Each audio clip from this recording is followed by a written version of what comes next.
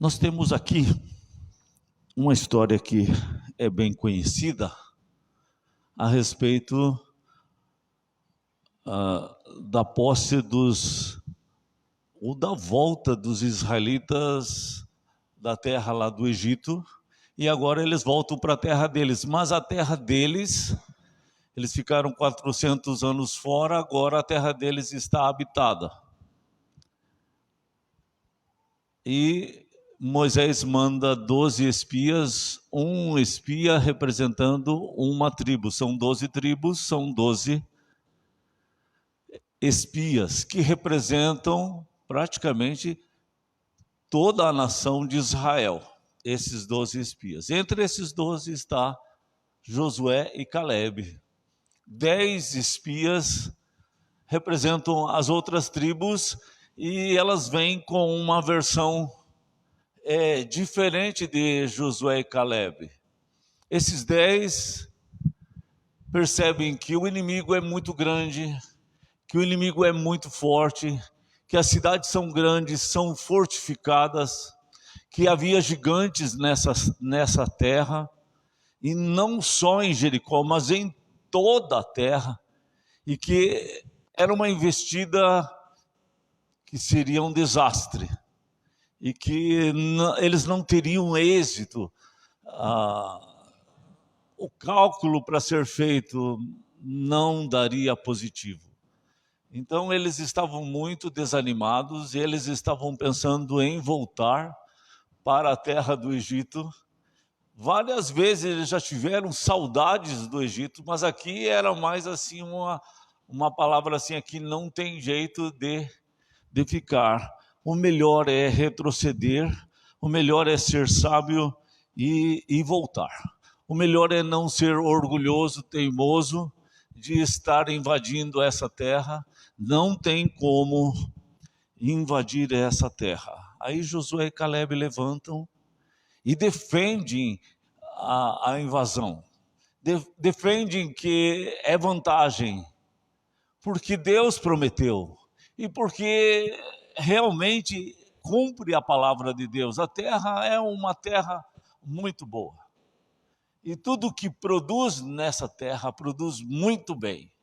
Então, está tudo certo. Deus vai nos dar a vitória. E esses 10 disseram, não, a gente precisa ter os pés no chão. A gente precisa reconhecer quando as coisas não têm como ser dessa forma. Então, são dois discursos. Eles são gigantes. E nós os vemos como gigantes. Nós nos vemos como gafanhotos perto deles. E eles olham para nós e nos veem como gafanhotos. Eles vão pisar sobre nós. Nós não temos chances. Não fomos preparados para a guerra. Nós éramos escravos, nunca fomos treinados para a guerra. Não temos chance. Essa é a palavra. Então, até podia dizer assim, cientificamente impossível, né? E todos sabem que houve a vitória, que Deus deu a vitória. Teve problema, teve. Eles tiveram que, pela incredulidade, porque toda a nação, de certa forma, foi contaminada por esses 10 espias, e toda a nação se voltou contra a Josué e Calebe, e foram incrédulos, e eles tiveram que peregrinar muito no deserto, e muita gente morreu no deserto. E Deus estava fazendo uma purificação, não somente daquela idolatria aparente, de coisas que eles tinham aprendido no Egito, mas que Deus queria também derrubar ídolos do coração. E Deus usou o deserto, Deus usou os anos de peregrinação no deserto para derrubar. Mas depois, a gente sabe que houve a vitória. E eles retomaram a terra que era deles, mas que era impossível aos olhos humanos, que era impossível porque a maioria estava dizendo que era impossível e que todos os argumentos diante dos olhos realmente era impossível. Mas nem sempre a voz da maioria é a voz da razão verdadeira, é a voz de Deus. Pelé saiu com essa frase: a voz do povo é a voz de Deus. Se o povo falar, Deus está falando. Mas a gente vê na história que não é assim que funciona. Nesse caso aqui, a maioria estava dizendo não vai ter jeito. E a gente sabe que pela história teve jeito. Jericó foi destruída. Eles conseguiram invadir e eles conseguiram ter êxito. Não foi, a maioria não teve sucesso. Quando Noé e a sua família pregavam a respeito do dilúvio, milhares e milhares de pessoas diziam: não vai ter dilúvio. Nunca teve dilúvio. Nunca choveu tanto. Não vai ser agora que vai começar a chover ao ponto de acontecer isso. Nunca se ouviu falar de dilúvio. Por que que agora vai ter um dilúvio? Não há sinais de um dilúvio que tenha acontecido. Por que que vai ter um dilúvio agora? A maioria falava isso. A maioria ficou para o lado de fora da arca. A maioria morreu por isso. Junto com Pedro, a maioria dos discípulos disseram: nós não vamos te abandonar. Nós não vamos te negar. Todos abandonaram. Pedro negou Jesus. Nem sempre a maioria vai dar certo. A maioria do Sinédrio assinou lá pela morte de Jesus. A maioria. Não quer dizer que a maioria estava certa. E assim a gente pode ir enumerando. Tantos casos que a gente pode mostrar. Que a maioria fala uma coisa, mas não é o que a maioria fala que está certo. Jesus falou assim: a maioria vai para o caminho largo. O caminho largo dá no seu final a morte, a perdição. Então, a maioria vai para a perdição. A minoria é que está no caminho estreito. E ainda entre os cristãos há o joio. Então o filtro ele é bem filtrado. O pente fino é bem pente fino mesmo. Aqueles que ficam em cima do muro, que não tomam uma decisão, que são neutros, eles ficam para o lado de fora. Porque Jesus não quer os neutros. Ele não quer os mornos. Ele diz assim: eu estou ao ponto de vomitar da minha boca.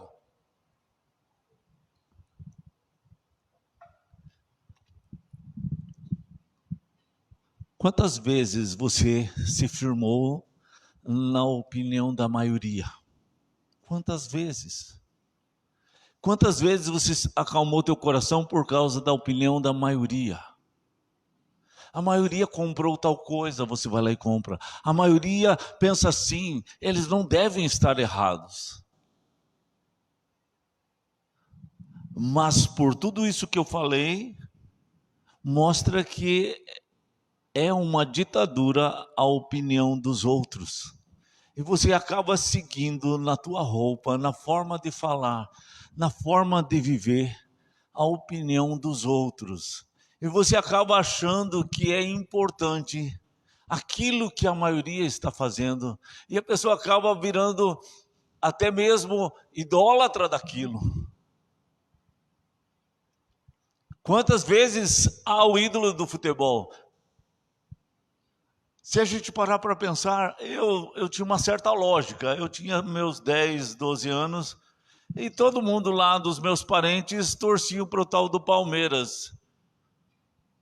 pensei, tá, eu achava que o time do Palmeiras era entre Guarapuava e o Turvo. Ali tem a tal da Palmeirinha. Deve ser ali. Torce para aquele time dali. Depois eu descobri que para frente de Guarapuava, indo para Curitiba, tem Palmeiras. Deve ser ali. Um dia eu descobri que Palmeiras é lá em São Paulo. Eu disse, mas é tão longe. Por que essa gente torce para um time tão longe? Às vezes as pessoas torcem por causa da maioria. Torcem porque os outros torcem. Mas nem conhece de fato aquilo ali. Então, o que eu quero dizer assim, nós não podemos ser, naquela frase assim, a Maria que vai com as outras. Não é porque todo mundo faz que está certo, acaba sendo uma ditadura e acaba isso se transformando em um grande obstáculo para a fé. Porque a maioria crê assim. A maioria pensa assim, a maioria vai ali, então eu vou. Porque eu não quero ser do contra. Se a gente pensar assim, Daniel era o único que queria ser diferente da maioria. E aí você vai vendo outros exemplos que falam de você tomar uma posição diferente da maioria. A voz do povo não é a voz de Deus. A voz da maioria, nesse caso das palavras de Jesus, dá para o inferno. Então, não é uma boa você escutar somente o que a maioria fala, né? Então, tinha 4 homens e que eles precisavam levar um paralítico até Jesus. Quando eles chegam perto onde Jesus está, é uma multidão que está ao redor de Jesus. E não tem como chegar até Jesus. Isso ilustra muito bem essa questão de como a multidão pode te atrapalhar em relação à tua fé. Em relação ao teu relacionamento com Jesus. E aí você tem a multidão como obstáculo. Mas esses 4 homens, eles foram criativos. Eles não desanimaram por causa do obstáculo. Eles não voltaram para casa. Eles arrumaram uma forma de poder chegar até Jesus. E de levar aquele paralítico até Jesus. Então eles subiram pelo telhado da casa. E eles conseguiram descer Jesus lá de cima. O paralítico até Jesus. E o texto diz assim, vendo-lhes a fé. Então, a verdadeira fé, ela transporta ou transpõe obstáculos. E isso Deus está te chamando. Nós temos aqui um atleta na igreja, né? A gente tem poucos jovens na igreja, mas o jovem que a gente tem é um cara que ganha corrida, ganha medalha, né? O Emanuel ali. Mas para ser um corredor, você precisa deixar certas coisas. Você não pode comer de tudo. Você não pode ficar sem se exercitar. Você não pode ficar só na frente da televisão assistindo e comendo pipoca, tomando sorvete, comendo salgadinho.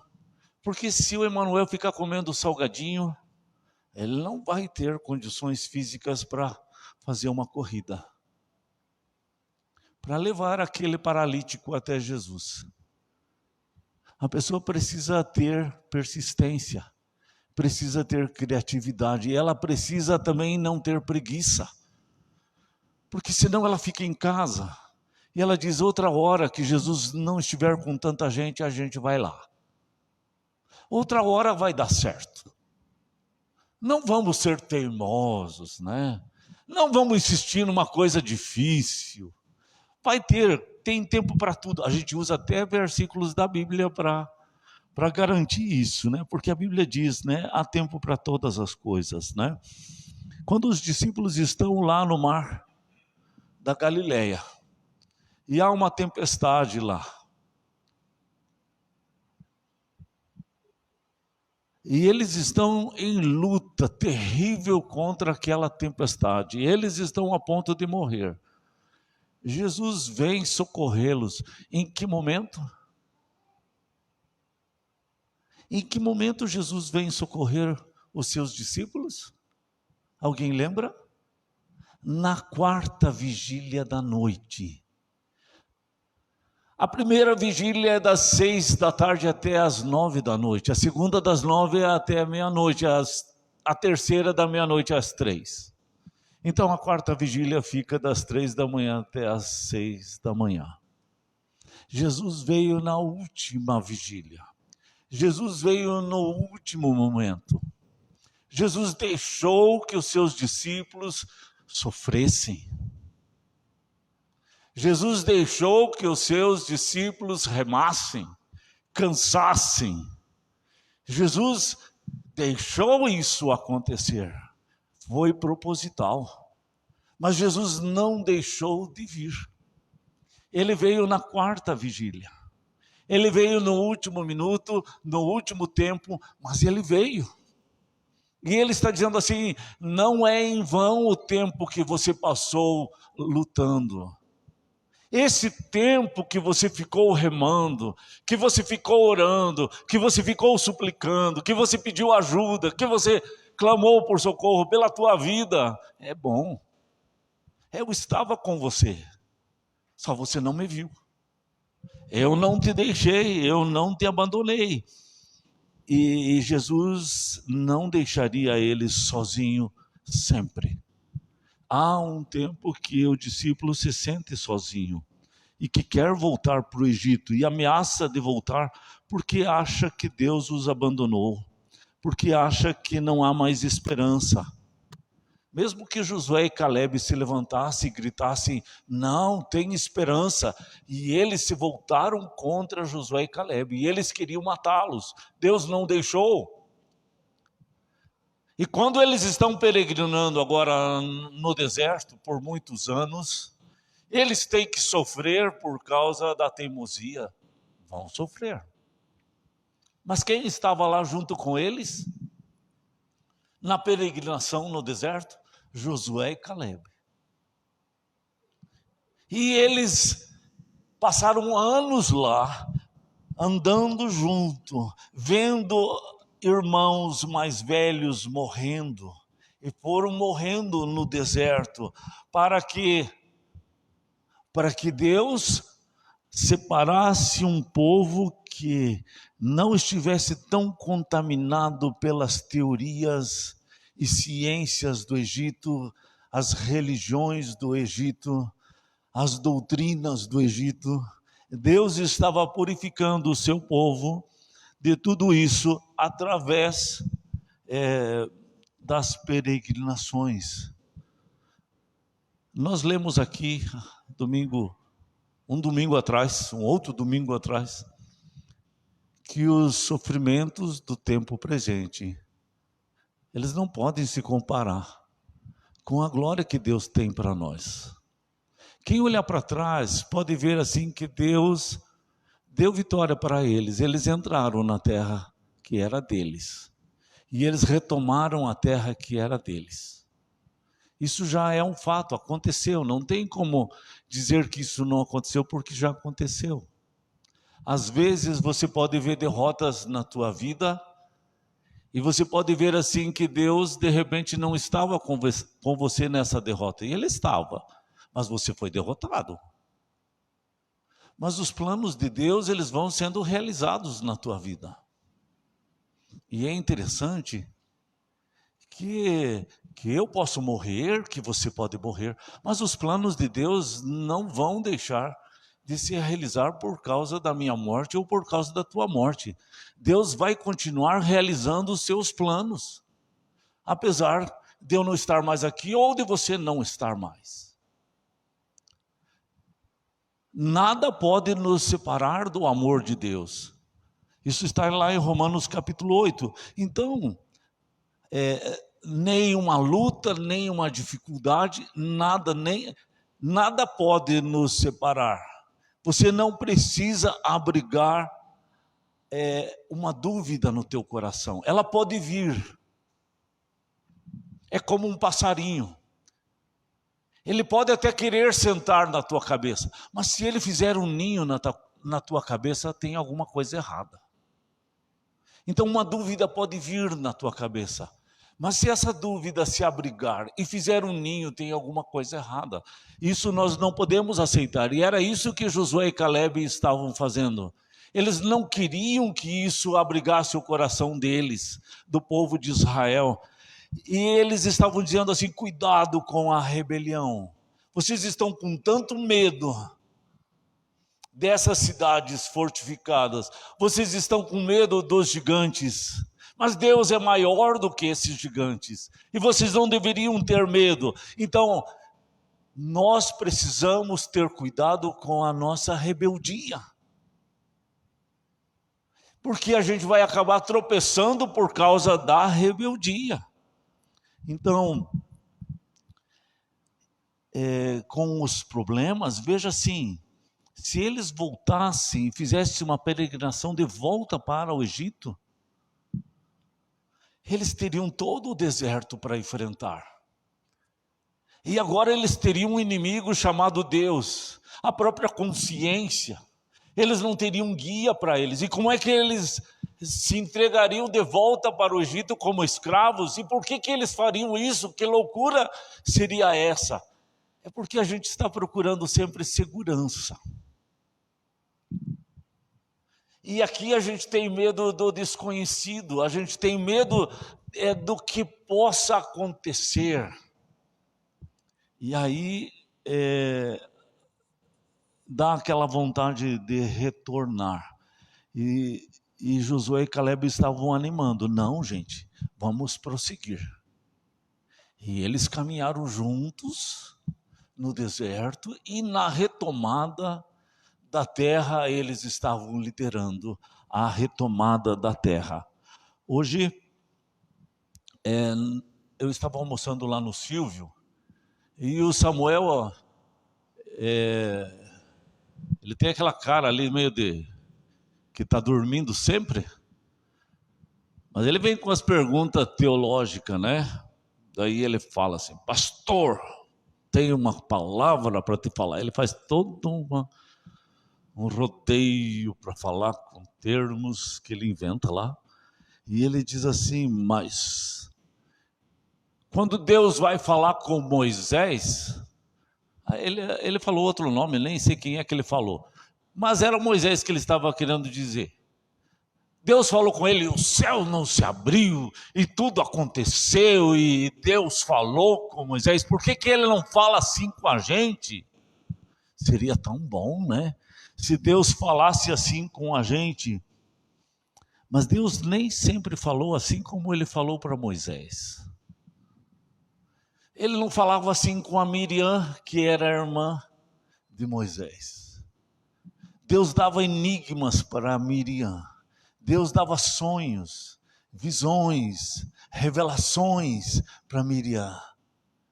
Mas para Moisés, Deus falava cara a cara.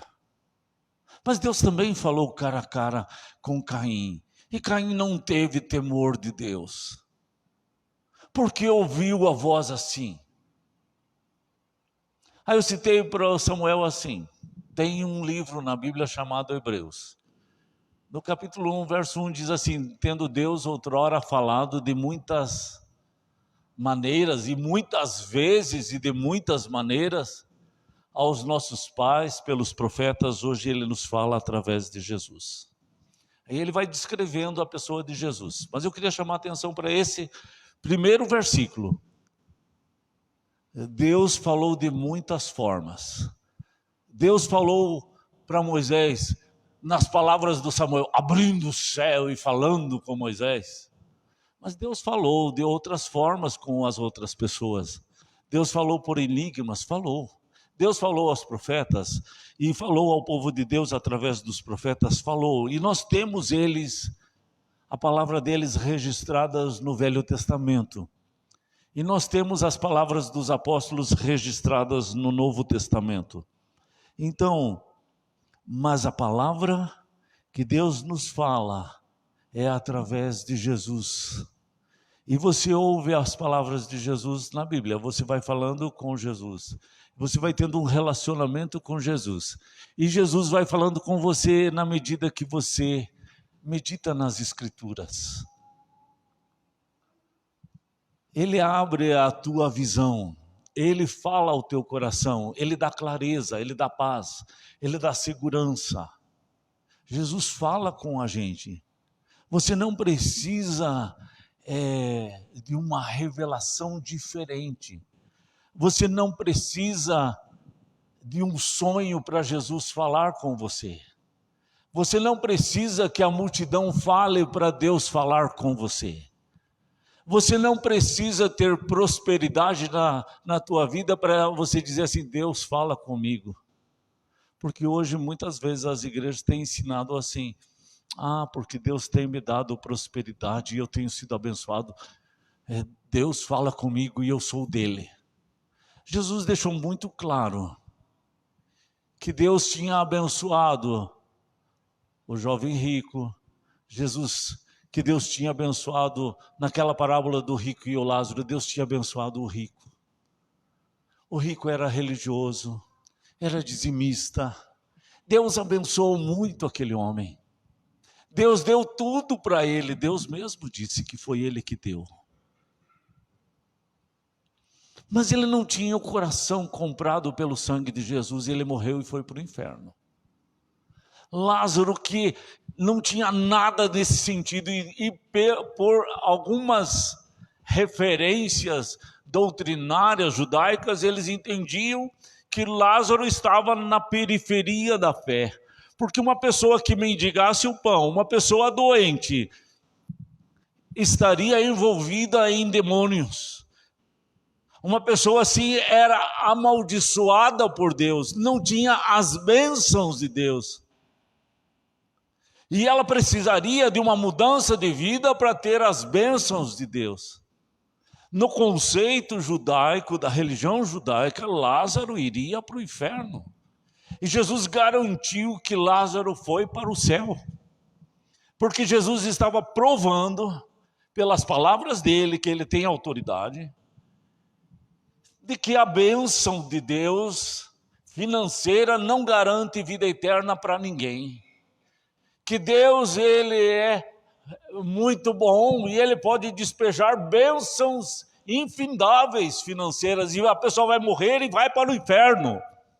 Essa é a ideia. Então a pessoa precisaria começar a ver que os seus conceitos podem estar errados. Eles podem estar firmados na religião, podem estar firmados na ciência, na opinião dos outros, mas não na de Deus. Essa é a diferença. Aí Lázaro,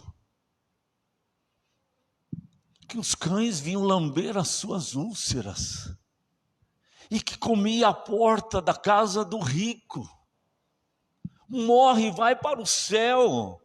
Então há uma diferença nas doutrinas de Jesus, e Jesus deixou muito claro naquilo que ele está falando. Por isso ele diz, tendo Deus outrora falado de muitas formas, de muitas maneiras, aos nossos pais pelos profetas, hoje nos fala através de Jesus. Os filhos de Deus precisam meditar profundamente nas palavras de Jesus. Em Jesus nós temos tudo o que nós precisamos, né? E se você olhar até ao redor, eu vi, então, o Silvio tentar mostrar isso para o Samuel. Quantas coisas que Deus tem feito para nós. Se você olhar assim, eu lembro assim de jovens dessa igreja que têm seus primos dados à bebida e que estão totalmente perdidos porque não têm a fé que esses jovens da igreja têm. Temos jovens da nossa igreja que são pastores e que estão evangelizando outras pessoas, estão fazendo discipulado todo dia com várias pessoas e estão invadindo o território das trevas. arrebentando portas do inferno, saqueando o inferno, tirando pessoas de lá. Pessoas que eram jovens aqui, da igreja. Isso não é um milagre? Deus não está fazendo nada? Deus não está falando nada? Como você pode ver jovens que eram daqui e que não se firmaram na fé, namoraram errado, não acharam graça na Bíblia, na igreja, casam errado e têm uma vida muito estranha. A gente está vendo os milagres do Senhor o tempo todo, é só abrir os olhos. É só de vocês olharem para os próprios jovens daqui da igreja. Que alguns eram jovens, hoje já não são mais tão jovens assim, porque a idade passa. Né? O Tiago já foi jovem, ele já está ficando velho. Nós tínhamos aqui o Rafael, super jovem, já não está mais na idade da juventude. Vocês sabem que a UMP vai até os 35 anos e temos uma leva aí que já caducou nesse sentido, não tem mais, né? O Rafael não pode mais ser presidente da UMP, gente. Vocês já pararam para pensar? Olhe para ele lá. Já, como ele disse hoje de manhã, já estou entrando na velhice. Foi isso que se falou, não foi? Exatamente isso, gente. Então a gente precisa olhar ao nosso redor, né? Quando você olha a derrota, e aí você se vê como um derrotista, está errado. Quando você olha para a vitória e você vê como um arrogante, você está errado. Então Deus, ele está dizendo assim: você pode ter derrotas, pode. Você pode ter vitórias. Mas nas derrotas, veja que Deus tem um plano na tua derrota. Deus tinha um plano na peregrinação no deserto. Deus não os abandonou, Deus estava com eles. Jesus estava com os seus discípulos na primeira vigília, na segunda vigília, na terceira vigília. Deus tem um plano. Ele não vai te deixar sozinho. Ele não vai te abandonar. Jesus fala assim: se eu cuido dos passarinhos, você acha que eu não cuido de você? Tenha fé. Eu não vou te abandonar. O que você precisa é abandonar o sentimento derrotista, ou aquele sentimento: isso aconteceu porque eu estava lá. Quando eu estive na igreja de Chopinzinho, a igreja de Chopinzinho era assim. Quando eu saí, quando eu falei de Jesus para o cara, ele se converteu. Quando eu fiz isso, quando eu fiz... É o arrogante. Então a gente tem aquela tentação de ser derrotista, pessimista, sou gafanhoto, eles são gigantes, não tem chance, eu não tenho chance, não vou vencer, vamos ser realistas. É um extremo, mas tem o outro extremo: eu posso, eu aconteço, eu faço, eu sei. É o arrogante. Se eu não estiver presente, não vai funcionar. Não me chamou, tomara que se exploda, tomara que dê tudo errado, porque não me chamou para estar junto, que se lasque. É o arrogante, é o imprescindível, né? Ele não pode faltar, ele é o máximo.